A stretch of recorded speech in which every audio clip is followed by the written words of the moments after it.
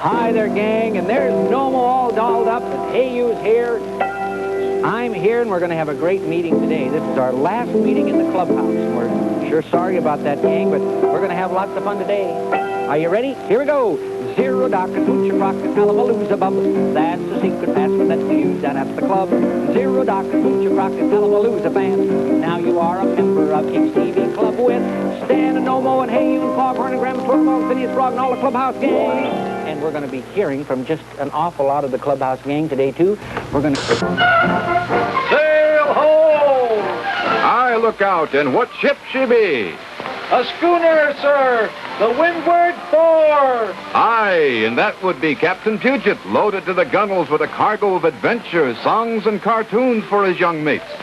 Look lively now, mateys, and stand by to board the Windward 4 for more yarns and adventure with Captain Puget.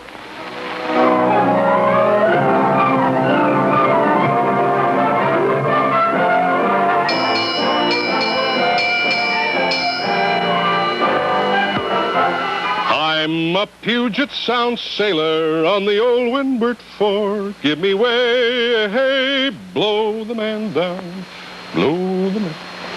Hiya, matey. 4. At the tone, the time will be 7:30. Exactly.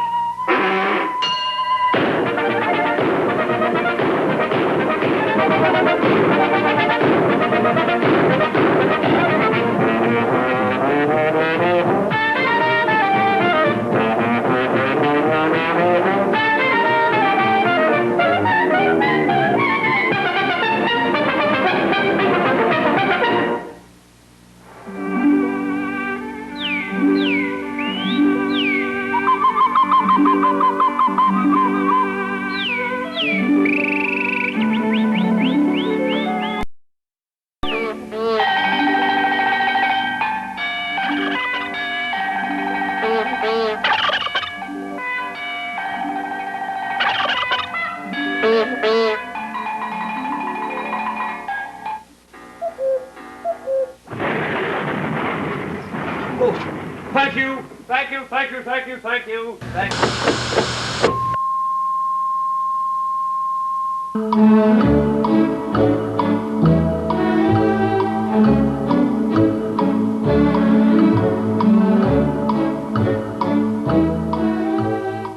My first job in radio was in Ellensburg.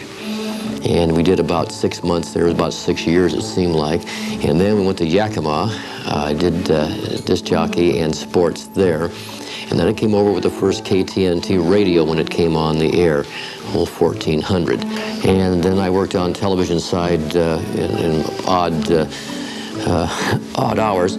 And I just finished basketball season and was getting ready for baseball. And they'd hired a fellow to do a children's show. The first show was one called Dandy Time. And it was a sort of a takeoff on Ding Dong School. And it was geared toward really kindergarten, romper room era age. And they wanted to have a little older skewing show, so they came up with an idea of a show called Engineer Walt. There had been a show at that time in Los Angeles, the Engineer Bill Show. So they hired a fellow to do the program, Dave Richardson. Dave was a transmitter engineer up at KVOS in Bellingham. And Dave came down with polio, I think on a Thursday evening. They diagnosed that the show was supposed to start on Monday. And as in broadcasting at the time, they sort of, frantically, get anybody to do the show. And so I was at the in-between assignments on the sports side, so I stepped in and did the show for about 6 months. Dave came back and had full braces on his legs, and he physically, couldn't do it. So they asked me if I would come back and finish, doing the show as Brakeman Bill, and I said, yeah, I liked the hours. The idea of the train set was a lot of fun, and we had literally turned loose to do whatever we wanted to do. There was never a script. And people find that hard to believe now. There was never a script. We did a lot like an old burlesque or vaudeville routine. We'd start on a premise, and Warren was so talented. I was the straight man, and he would he would carry all of the funny business. We didn't talk down to kids. I think that I was certainly not a Mr. Rogers. I think Mr. Rogers is a wimp. I would guess more like a Soupy Sales. We had a lot of fun. Our humor was one that the children, say from 5, 7 up, could understand what we were doing. But we had fan clubs in the fraternities. I had one of the biggest fan clubs we had were in the Weyerhaeuser logging camps. And I guess we had a pretty broad audience we reached. And welcome to the last show of the Brakeman Bill Show. Huh? Yeah, we're all done.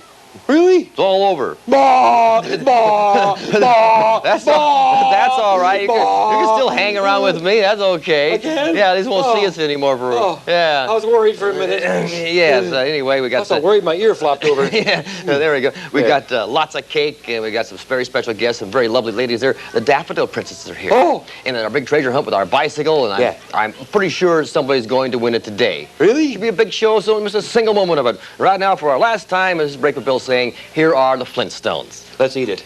Not yet. Crazy Donkey was built by one of our secretaries up on the 2nd floor, and we thought we'd have some fun, and she had a little puppet that she used to make for her children. It was a black sock with a couple of eyes on it, and she put some teeth on it. We thought it was pretty funny, and Warren Reed was our announcer there, and he had such a delightful sense of humor that we tapped him, hey, you're going to be the puppet. And so he was a puppeteer. We made the donkey, we started out, it was too small, so we made it larger, and as the years have been by, it got to be quite large. Wore out quite a few of the puppets, but that was an original. We educated on our show, but we did it in very subtle ways.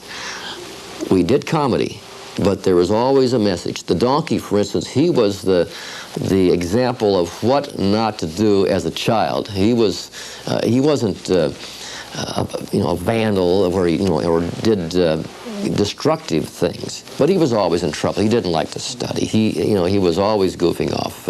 He was always getting into trouble. So don't be. This is what you don't want to be, kids. I'd felt that it was a long run, 20 years. At one time, I had the record. J.P. Paches finally beat me, but in the United States, I had the record for a long time, the 20-year run. We were there to entertain and be someone that they could relate to, and hopefully they had some fun like we had. It was nice, I think. I was very fortunate because I got to meet so many wonderful people, famous people, but I got to meet a lot of really nice kids. And the best part I had was that I could, and this was tough, it was good, but tough. I could go into the hospitals, and that was nice. The hardest part I had was when I had to visit the terminally ill. That was tough. I tended, I think, to bring it home with me sometimes. The work, I know, I was very involved with muscular dystrophy through my children's show, the Carnivals Against Dystrophy. And I got to meet our local poster children and the national poster children because I was on the national board. And Jerry Lewis always told me, he had to get us together, the master of ceremonies, the host, and say, don't get too close because they're going to be gone. And you'll see them, and your heart will break for them. And you've got to hold back a little because they're not going to be there forever. And a couple of times I did, and it was tough. Yet I count my blessings. I had such wonderful opportunities. It was a good life, and it's still a good life. You'll see us from time to time. We're going to do the the Carnivals Against Dystrophy program again for you boys and girls like to hold backyard carnivals to raise money to fight muscular dystrophy. And we'll be on the Jerry Lewis Telethon on Labor Day weekend again, and you'll probably see us from time to time. We've got a lot of swell shows planned for you on Channel 11. I know you are going to enjoy it. Don't move, Brakeman. Here I come. What happened? Don't move. What happened? Don't move. Yeah! What was that for? No, I'm sentimental. Oh, okay. Well, it's kind of a sad occasion. But for last time, Brakeman Bill saying bye-bye. My mother was a guitar player, and she had an old guitar stashed up in the attic.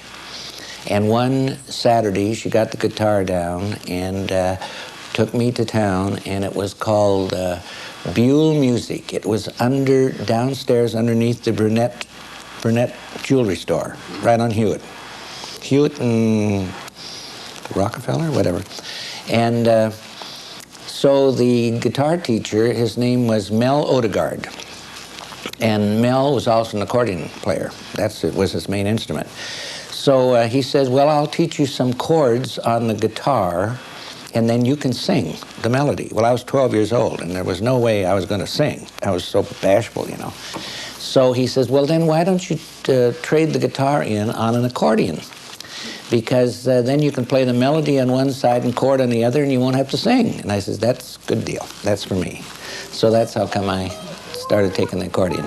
And, of course, I had a little accordion first, and then when I got to the big 120 bass, you know, at 12 years old, they're monstrous. And I would have to take it to town. We lived in 33rd and Rockefeller. I had to take it to town in a wagon. Got a red wagon, and I drug that thing to town back and forth. I'll never forget, there was a young guy, he was in about 25, I guess, sitting on his porch. And I was dragging this accordion home at that time, after my lesson. And he said, what do you got in that big box in that wagon? I said, that's an accordion. He says, well, why don't you play me a tune?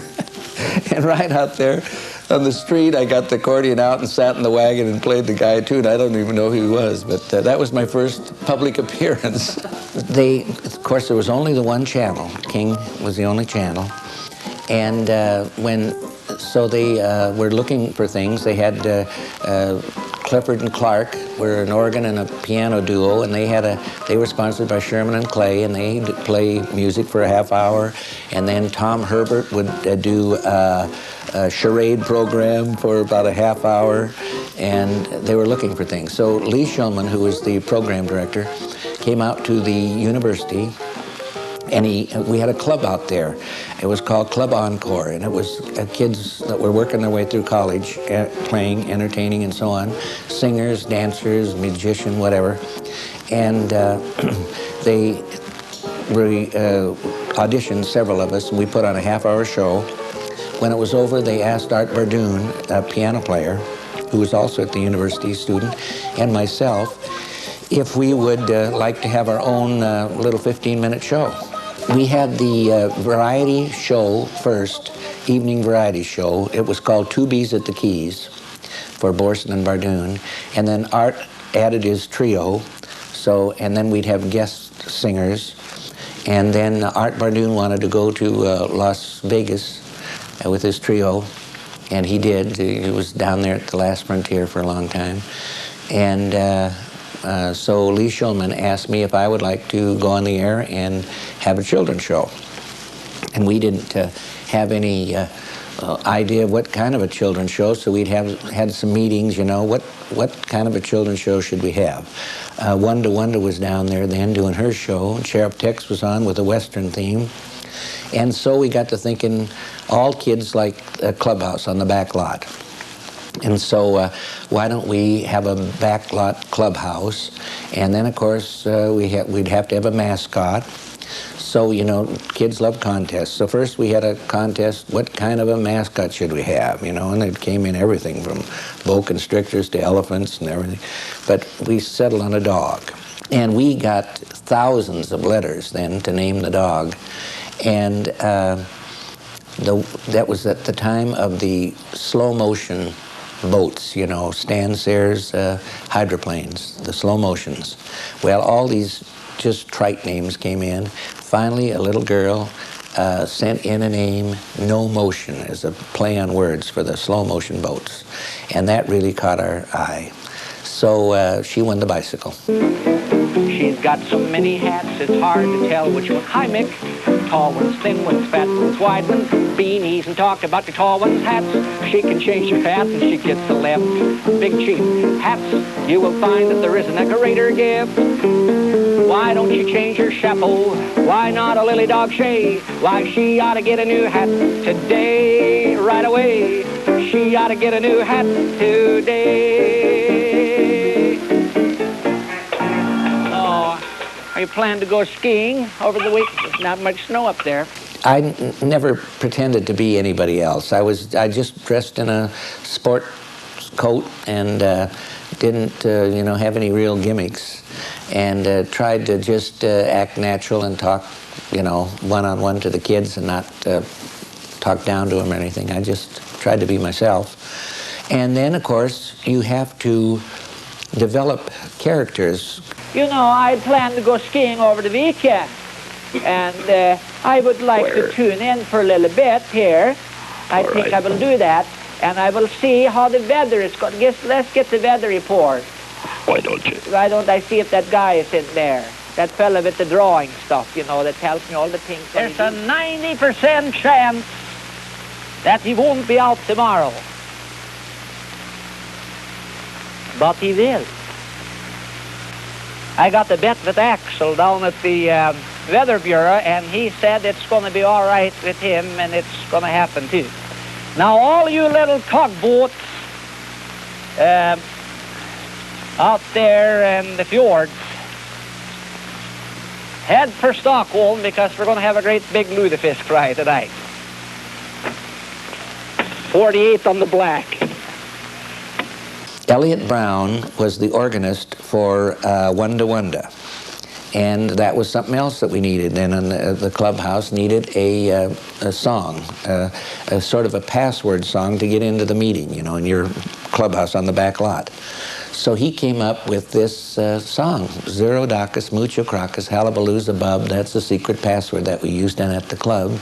Zero Dacus, Mucho Crocus, Hallabalooza Fan means now you are a member of King's TV Club with Stan. And he wrote that, and it's it's like an Italian tarantella. My favorite part of the show was the Swedish Answer Man, because I would dress up in a wig and a hat and glasses and an old ratty coat, and we would just let our hair down, and then we'd come up with all these terrible questions, I are the Swedish Answer Man, who knows all and sees all and can't keep my big mouth shut about any of it. And here comes in the question to me from Della Catessa of Sweet Pickle, Pennsylvania. She says, can you tell me who wrote The Prisoner of Zenda? Well, nobody wrote The Prisoner of Zenda. He wasn't allowed to receive mail while he was in prison. I threw that in for Al. Here comes one in from Hank Kirchhoff of Runny Nose, Nebraska.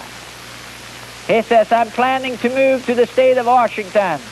What product is raised most in the state of Washington? Umbrellas is the one that we raise the most on.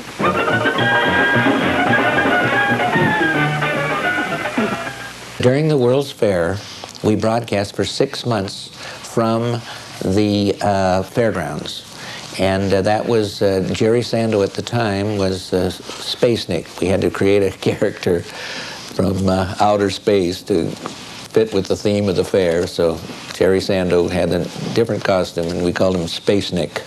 I just always kind of inferred, in a way, to be good kids, and obey your parents and try and be polite and so on. I think that was the underlying thing that I tried to get across to the kids each day through music or whatever, Just be good kids.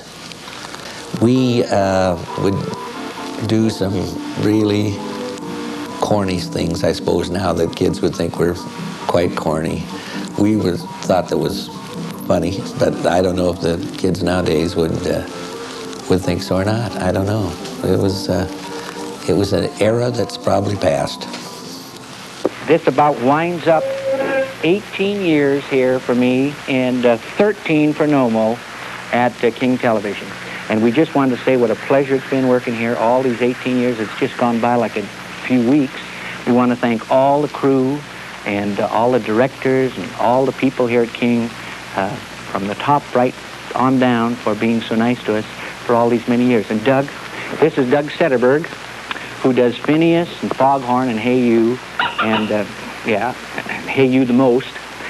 And Nomo is very tired. She's 13. So we're going to go home and take a little rest. And thanks again, and be good kids. Zero doctor, pooch, rock, and Tallamalooza bub. That's the secret password that's we use down at the club. Zero doctor, pooch, rock, and Tallamalooza band. Now you are a member of TV Club with Stan. Bye, gang.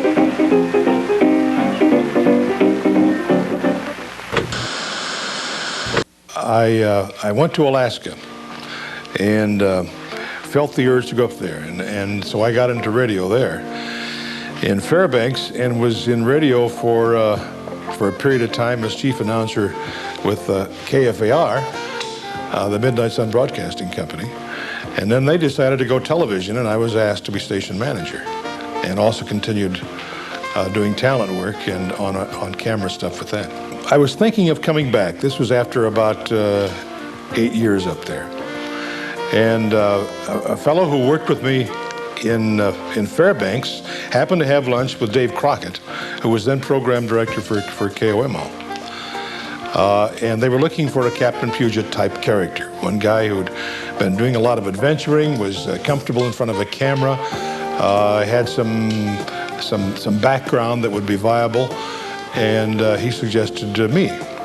And Dave knew me from the past, so I got this call, said, fly down, let's talk about it, and I did, and we talked about it, and they hired me. What they wanted was a grizzled, old, bearded sea captain. I said, no way, no character parts. It's either going to be me or forget it. So it was me. He wanted a seagoing character because of the nature of the community. He wanted him to have an adventurous background. He wanted to do things that would be adventurous and interesting to the kids. In other words, he wanted to do something besides show cartoons. And so he invented the Captain Puget character, of course, coming from the original Lieutenant Peter Puget. The boat was called the Windward 4, 4 after Channel 4, Windward because it was a nice romantic name, and it also happened to be the name of a schooner that had been sunk as a breakwater off the harbor, Seattle Harbor. And so all these things put together, and we were given an idea of what we were going to do. In fact, I even started out with a husky dog because we'd had a shot taken with me and a husky in Alaska. And we had a guy that came in and played the accordion, and I sang songs. Turns out they decided they didn't want to pay for the husky dog eventually, so we got rid of the dog. The accordionist was a little expensive, and so they asked me to get a guitar and learn to play the guitar, which I did. They wanted me to be a skin diver, which I became. They wanted me to ride horses, which I became. They wanted me to go out and be a very active type of an individual and bring in the film of what I was doing or what other interesting people were doing. We wanted to glue the cartoons together. We knew that there was going to be an action-adventure section in there. We knew there would be something in the way of a little lesson, an informative lesson. We knew there would be songs in it, where there was usually a guest. Quite frequently, the guest was Ivor Hagelin, which was how he became associated with the program. And then it was mostly because, not because he was Ivor especially, although that had a large part of it, was a large part of it, but because he could play the guitar and sing. He could entertain. And we used to stand watch, you and I, and sing old whaling songs, didn't we? I just happen to have a guitar here. Oh, good. Which belongs to you. And I'll give it to you if you promise to sing this whaling song with me. If you'll help me, Cap. I'll help you. This is a real serious one. Yes, too. it is. It's a dandy. And the wonderful thing is, instead of Greenland, as it mentions, they're doing it right off the coast of Washington, right off British Columbia. Right. 'Twas in 1853, and of June on the 13th day that our gallant ship her anchor weighed and for Greenland bore away, brave boys. We never had the slightest idea that it would last as long as it did. We never had the slightest idea that a year after it got started, it would wind up getting a Sylvania Award as the most creative local children's program in the nation. We never got the idea that when we said we would carry mail up to Santa Claus in North Pole, Alaska, they would have to put on 5 people to take care of the mail. So these things just happen with television. This shows what depth that the skin diver is in. For example, it could be in 25 or 50 or 75 or 100 feet of water. And they're in an average-sized aqualung or tank. There's about 2,300 pounds of pressure, which is good for an hour at 30 feet, and that's why it's necessary to know how deep you are. As a matter of fact, there's all sorts of special gear necessary, especially when you're skin diving in our own Puget Sound area. Because as you know, the water temperature varies just a little bit around here, summer and winter. Now we're all fixed up and ready to go, and we're searching for octopus. And we're looking around for the octopus, and there he is. Now, of course, he doesn't know that we see him, or he'd be scooting out of there in a hurry. And he's down here in about 30 feet of water. Here I am, I'm coming down and putting my hands in the slits on either side of his mantle. And this has the effect of stopping off his breath. And now, he's weak enough so that we can handle him. But of course, the main thing here is to keep those tentacles away from my face mask. Well, of course, one of the characters was Chief Chinook, whom, of course, still lives here. He's out there in the pasture. You can see him. He's 31 years old. He was featured on the show for about 4 or 5 years as a talking horse. Well, let's face it, horses don't talk, okay? Although there were some adults who used to go through the trailer when I was out on personal appearances in the parking lot. The kids knew the horse couldn't talk. We'd have a tape recorder going through some of these things that he would say, and some of the parents would actually look surprised that I had the voice coming out of a tape recorder rather than the horse. Anyway, there was at one point when we would load his film, and you'd see shots of Chinook, and he would be moving his lips, actually trying to get rid of a rubber band that we'd placed around his lower teeth. One day, it was loaded upside down, so we had a picture of Chinook trying to talk upside down. And then we came out of that with some interesting things to say. There was a time when Bill DeRay, who was my floor man, we had a little thing called a porthole, the magic porthole, and Buzzy. And that would buzz. And I would talk back and forth to this stupid porthole. And one day, it would respond with somebody else's voice. And one day, Bill DeRay stuck his face right through the plastic of the porthole. And there he was talking back to me, you see. Well, the favorite moments were always with the kids. The little guys would come in and accept the safety award. But I think I would have to say my favorite moment was when I used to get little gifts from a certain viewer. She would send in a jacket that she'd made for the bird, sort of a little smoking jacket. And she'd send letters as she went through college. And I eventually wound up marrying her. My wife, Linda, and I have had 3 children. One of them is in college now. But they're around all the time. And I've been around kids most of my life. And I don't like to talk down to them, so I didn't. I didn't talk down to them on the air. I talked to them. I sang to them. And it was altogether different from the routine of that they normally had expected. What I tried to do was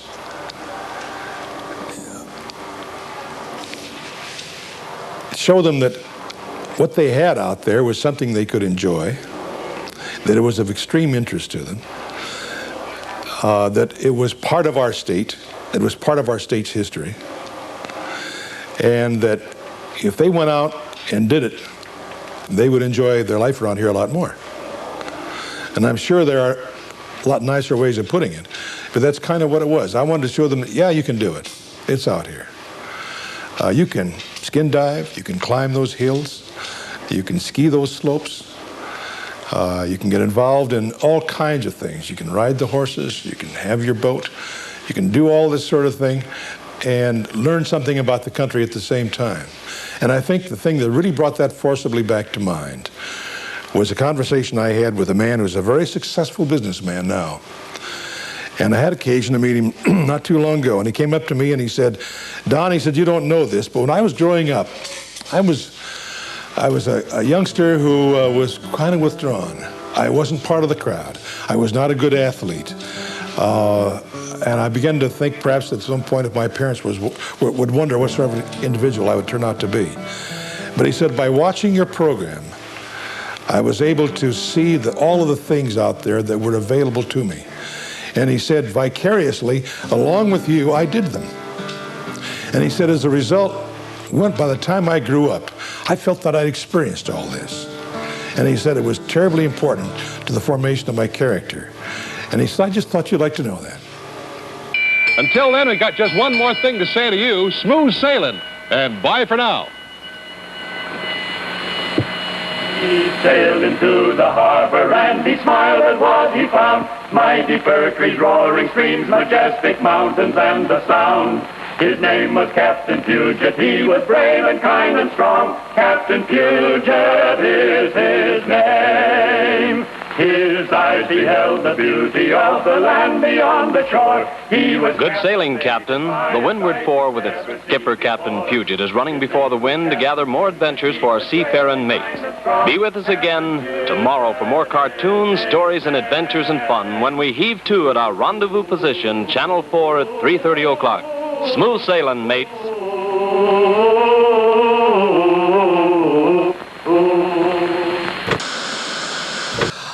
Let's see, I was born in Minneapolis and grew up in the Twin Cities and moved out here in 1958. I did several kid shows back in Minneapolis. One of them was Joe the Cook. Another one was Chuck Wagon Chuck. Another one was Captain 11. Another one was J.P. Paches. And one of the people I worked with back there came out when Channel 7 went on the air and called me and invited me to come out and do J.P. Paches and another character that I originated out here that was on for about 5 or 6 months. It was called Mystic Mountain.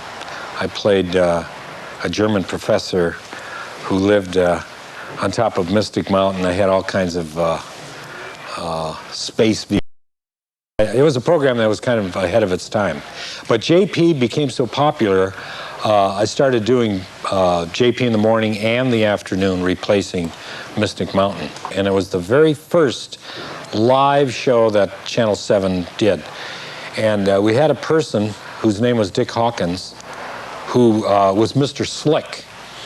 And Mr. Slick was a person who sold me my house, the little shack down by the city dump. And that was the very first show. I remember it quite vividly. It surprised me the very first time I had an appearance, how many children and mothers and fathers showed up, and that was kind of an indication that the show was very popular. I met, no, wait a minute. Let's see, one day, no, wait. It was in the evening. I was, gosh, I wish Gertrude were here. Excuse me. Start talking about Gertrude, I get all choked up. Golly, I wish Gertrude were here to answer that question. How did I meet Gertrude? How did you meet Gertrude? Let me tell you how I met Gertrude. Cut it out. Oh, there you are. Yeah, as a matter of fact. Wait a minute. What? I do this when you walked in, and I do that. Oh, see, yeah? you surprised me. Okay. I didn't I'll do it surprise you. again. Let's Wait. do it over again. Yeah. Okay. All right, let's see. How did I meet Gertrude? Now you're supposed to walk in. Okay, good. Now And we come sit in. down. Yeah, good. And then they'll cut away. Yeah. And then you say, hi, Julius, or something. Hi, Julius. How are you? Or Hi, something. I'm fine. I'm just trying to remember. How'd you get here? Well, how did I get See, here? now, isn't that much better? That's a lot. I like it. See, It's a lot that's easier. why you were the sidekick. Yes, that's it. Yeah, see? You Notice it couldn't all remember rolls the downhill, bit. and I couldn't remember the Okay, bit. You're right. Now, what was the question? Oh, how did I meet you? Well, you see, I had 3 of a kind, and you were just, oh no. No? Actually, what happened was I had just gotten out of college, and in 1960... You went to college? I went to college, yes I did. Surprising. That's not so difficult at all. I went to college, and I finally got out. I went to work at Channel 7, and the J.P. Paches Show was going on in the air. Your voice is... Pardon me? Oh, okay. I don't think there's anything wrong at all. Well, you got those funny ears on. Oh, yeah. Listen to me. I was walking across the studio, and he was calling Gertrude on the telephone. But there was no Gertrude. There was no real Gertrude. See, there was only a telephone, a wooden telephone. Well, there was a Gertrude, but I had never met Gertrude. Well, that's the Gertrude thing, was a voice on the phone. Yes, and he'd say... Where no one would hear, except me. It was a one-sided telephone. Yes. I'm telling the story. Oh, okay. Do you mind? All right, so it was a one-sided telephone call, and he'd say, Gertrude, send me down a ham sandwich. Wait, I said, Gertrude, send me down the ham sandwich. I said that, good. Yes. And then some potato chips. Yes, and some potato chips. Yes, and 2 pounds of Flutters. Okay, and then Gertrude said... I said, all right, dear, I'll send it right down. Yes. So, and that was the kind of a thing. Well, obviously, it was behind the camera, and everyone sort of, hey. Your voice. Yes, it was. And so then I decided that we decided, hey, why don't we kind of try something on this? And I wore a Raggedy Ann costume, and I came in as the telephone operator, and from time to time. And then it's history. Yeah, all history behind that. All downhill. It was just great. Okay. So we had a good time. Boy, we did? Yes, we did. I did. We did. We had a good time. Good.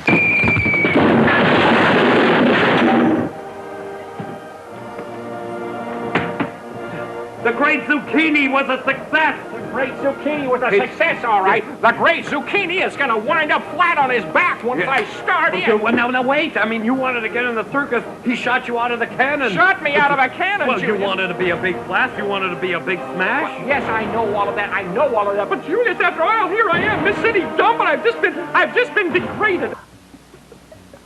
There we go. Hey! How does that look? How does it look, old? You are going to look so young. Get some more out here. It's chilly. Yes, I know. Yeah. In your case, I need a lot of elixir. Oh, yes. But there will be some partial clearing in some areas, J.P. Evidently not down there where you are. The rain chance is 80% today and dropping only to 60 tonight and tomorrow, so I'm afraid we're going to have gloomy-looking skies and a bit of the wet stuff. What happened? They out-thought me. I see. You really don't understand that we grew up in television when there was a thing called the FCC. I grew out. Yeah, back a little too, as I'm trying to remember. And anyway, there was a thing called the FCC, Federal Communications Commission, when it really meant something. And there was there's 3 things you have to think of: the public's interest, necessity, and convenience. You see, and we're bound by that. I mean, we realized that there was an audience out there. We didn't know how many, easy 7 or 8, with the family thrown in. See, but the point is, we realized we had an obligation to children to get out there to offer a little entertainment. In other words, when I was a jerk and bad and whatever. You were? Yes, odd. Well, you weren't. I mean, Boris S. Wart was bad. That's right, but the person was always... Wait a minute. Wait a minute. Gertrude can imitate Boris S. Wart. Really? I mean, did you find that out? You are great at imitating. Yes. Would you imitate Boris S. Wart for everyone out there? Okay, hold on for a minute. Hello there, this is Boris S. Wart, the second meanest man in the world. Boy, I close my eyes, I can see Boris S. Wart. Right there, good. What happened to Margot? Assistant. No, wait Margot a minute. was his assistant. No. Is this Flinto the knife thrower? Flinto the knife thrower, you see. Oh. His new assistant is ill in the hospital. She's called Lefty. Yeah. Oh, no, you don't. I'm not going to be Flinto's assistant with him throwing knives at me. You'd like it. It would be just right down your line. Wait a minute. I want to show everybody how versatile you are. Go ahead. Do... Ketchikan, the Animal Man. Wait a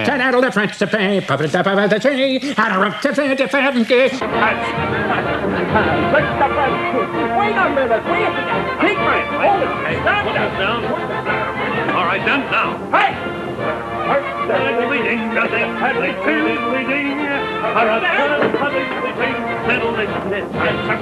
you are. There we go. Okay, we stopped the music. Listen, we certainly did. Hey, you've got a new hat. Yes, it's a new hat. It's my summer baker.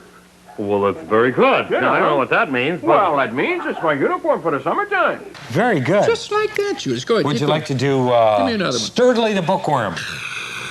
Let's see, JP. I know what. I'm kind of hungry. Could you give me some paper? I'd like a nice breakfast. What you need is to get up bright and early every morning, see? And then go on out and deliver newspapers. And I'm sure you would help me. Oh, sure. I'd be your best folder Certainly, wrapper stop upper. thinking of yourself. I know what you're up to. You're trying to eat all that paper. The phone books and the newspapers and the library books. You're not helping me at all. I'll have to do it on my own. You can imitate Leroy Frump. Leroy Frump was a very fine fella. He always used to bring in a ladder and come up out of the hole in the floor. All right, I hold this here, You right? hold it that way. Good. Okay. Yeah, good. That's good, too. Listen, over that way. Out this way. What are you doing when you're doing this, Leroy? I'm knocking the flies away. I gotta put the flies around here. I'll put the bugs and Never stuff. mind. Look, Esmeralda has to go to school. Okay, just put her on the bus, okay? Gorst is actually a man. He's not a furple. Yes, no. And Gorst just had heavy body hair. Yes. And Gorst shaved himself and became Gary Justice, doing the news. Yeah, you're not so friendly. Listen, Of course, I have to go down to the secret room to play spinner winner. Yeah, what do you mean? Uh-oh. Well, yes, I know. Absolutely, huh? You're the keeper of the gate. There was all ad lib. It was never written down. And sometimes we went on the air without even knowing what we were going to do. And we would make it up sometimes as we went along with nothing in mind. And it was I think it was obvious sometimes. Yeah, there was once or twice you could almost tell that. You know, it wasn't so terrible. I think the hardest part, when we were doing 2 shows a day, to come up with a bit twice a day. Yeah, that was an very idea difficult. and Well, we had we had difficulties with animals every once in a while. Oh yes, that was embarrassing. That was traumatic sometimes A lot. for you. Yes. I mean, for your brother, Ketchikan. No, for Ketchikan, who I just imitated. Yes. Oh yes, for your brother, Ketchikan. Yeah, Is that your brother? Well, yeah, Cousin, yeah. Cousin by marriage. Yes, some of the animals. Why don't you relate some of the stories that happened to We'd be standing Ketchikan? there holding a Snake? Yeah, snake, right. I remember the snake choked Just Ketchikan. choked the living but daylights out of me. And out of Ketchikan. Yeah, Ketchikan, Yes, right? Yes, thank you. I'm glad you threw And that the in. seal bit Ketchikan? Right, the elbow toward that tore apart, and then The raccoon on top of the head Ketchikan's head? digging in. Yeah, that was kind of clever. And There were a lot of things that happened. a lot of things that happened, but then But we won't mention all the things that Ketchikan had to do with the broom. No, the shoveling and stuff like that. No, we won't talk about those No, things. nothing to do with blotters and everything. Just pretend he was Ketchikan the animal man. Yeah, it was that. And I'd say, Ketchikan. Yes.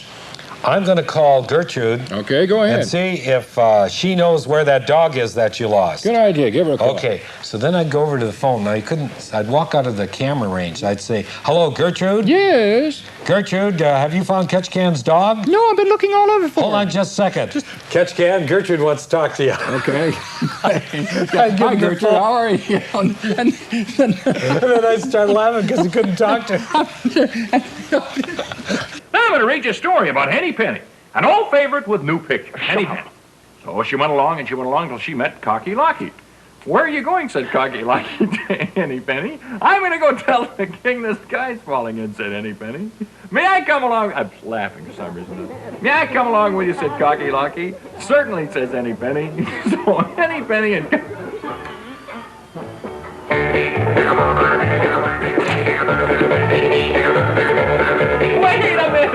Wait a minute! Now they went along and along till they met Ducky Daddle.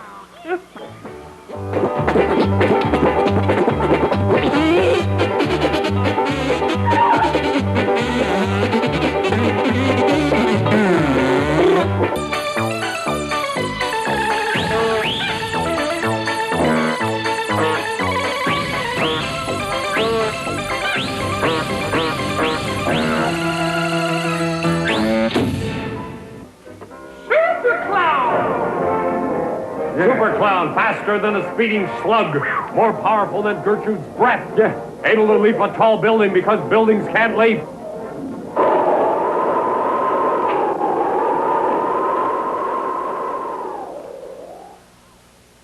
Ow! Ow! Well! Well, Boris. Well! I guess two can play at this game. This might sound corny, but one of the most fun things that I did every day is when the kids came to be on the show, because I knew they had been waiting for a year, almost a year, to come down and be on the program. Explain that. Well, you know, we used to have a phone call on the weekend to book groups of children to come down and be on the program. Twice a year. Yeah, twice a year, so it was 6 months.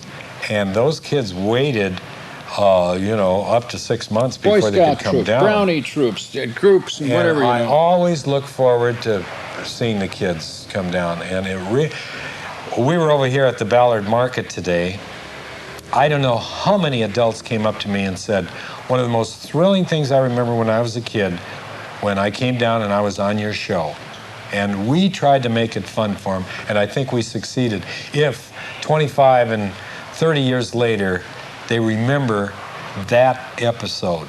So I think we really succeeded.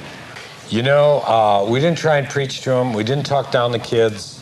I think our main goal was to amuse and entertain. And there were times when we informed, like, you know, like if there was a telethon or something that the kids could attend or something important, like certainly, and children's shows and programs, sure, we would always do that. You know, March of Dimes or something. It was informative. I don't think we were educational. No, I didn't want to do that. We weren't educational. Maybe we were educational in the sense that have fun, treat your brothers and sisters with kindness, and be respectful of your parents. Maybe that was the educational part of the program, but we didn't teach them how to read or write. We didn't teach them numbers. I think one of the basics on our program was the fact that kids go to school for 8 hours a day, or in that area. But why in the world are we trying to poke more education into them? I mean, though I agree, there seems to be not enough of that in some cases. But hey, have a little fun, you know. Let's just see, the kids can watch television and they can be amused. Somebody can be entertaining them instead of yelling at them all the time, you know. And so, worst thing you can do to a child is to talk down to him. His whole life, put yourself in a position of a child, you know. All of us, you're always looking up. For 15 years, you're looking up, you know, to daddy and to mommy kind of thing. And all of a sudden, you know, you get out when you're grown and you go to court, you know, the judge is looking down. We didn't want to be the person that's looking down on that person, you know. We wanted to look right straight at you kind of thing, yeah, every time we would do that.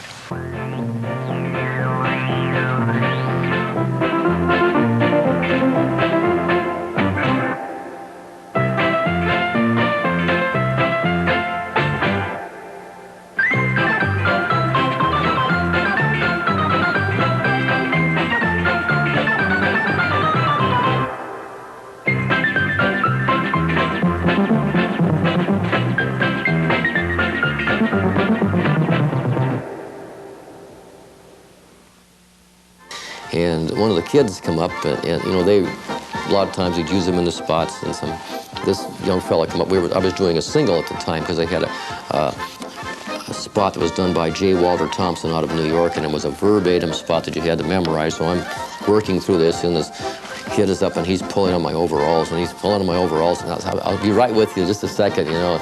And he's pulling it, and finally he says, Brakeman. I said, okay, what do you have? He says, Brakeman, I gotta pee. And so, and it was a lawnmower, motor lawnmower.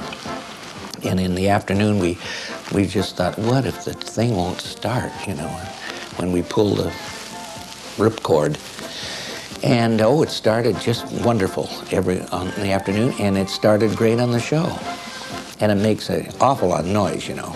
Well, we couldn't. We pressed the button that cuts off the gas, you know, so it would stop. It wouldn't stop, and it wouldn't stop. And the 1-minute commercial was going into 4 or 5 minutes, and of our 15-minute show, about 5 minutes of it was this lawnmower going.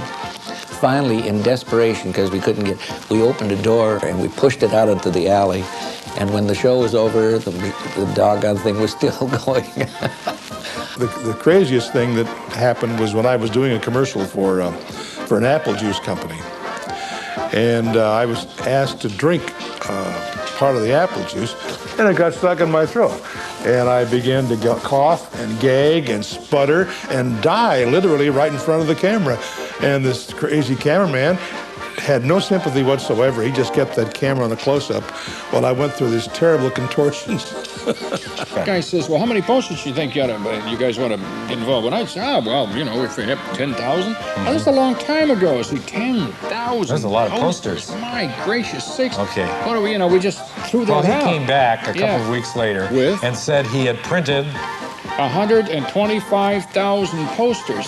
Now, that doesn't do much for you, but that's a stack of posters 4 feet tall, anyway, 60 feet long. I mean, we just had posters coming out our ears. Well, you know what? I have none of those posters left. Not a poster left.